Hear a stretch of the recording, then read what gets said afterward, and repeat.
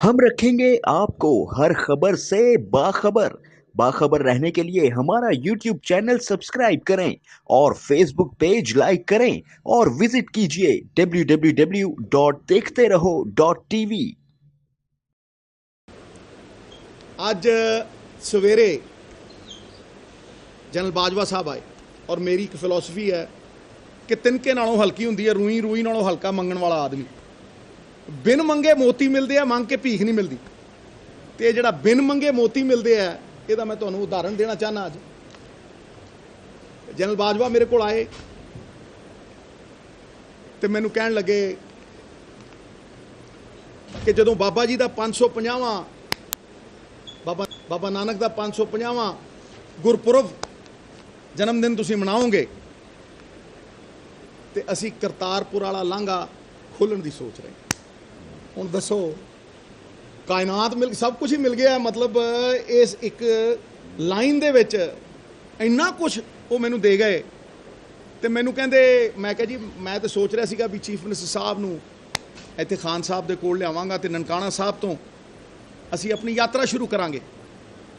ਤੇ ਉਹ ਯਾਤਰਾ ਜਦੋਂ ਸ਼ੁਰੂ ਹੋਏਗੀ ਤੇ ਬੜਾ ਇਫੈਕਟ ਪਏਗਾ ਔਰ ਬੜੀ ਮੰਗ ਹੈ ਇਹ ਪੰਜਾਬਾਂ ਦੀ ਕਿ ਭਾਈ ਉਹ ਕਰਤਾਰਪੁਰ ਵਾਲਾ ਲਾਂਘਾ ਜਿਹੜੀ ਬਾਬਾ ਜੀ ਦੇ ਗੁਰਦੁਆਰੇ ਨੂੰ ਜਾਂਦਾ ਹੈ ਉਹ ਖੋਲ੍ਹ ਦਿੱਤਾ ਜਾਵੇ।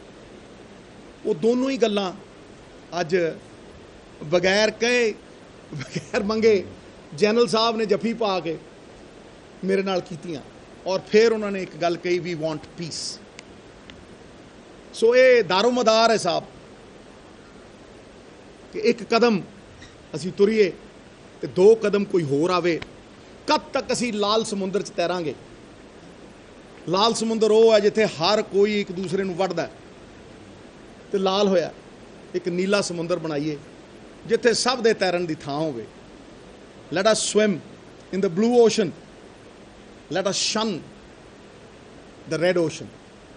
ये मेरी तमन्ना है, ये मेरे सपने हैं। मंजिलें उनको मिलती हैं जिनके सपनों में जान होती है। अब पंखों से कुछ नहीं होता, हौसलों से उड़ान होती है। हम रखेंगे आपको हर खबर से बाखबर। बाखबर रहने के लिए हमारा यूट्यूब चैनल सब्सक्राइब करें और फेसबुक पेज लाइक करें और विजिट कीजिए www.dekhterho.tv।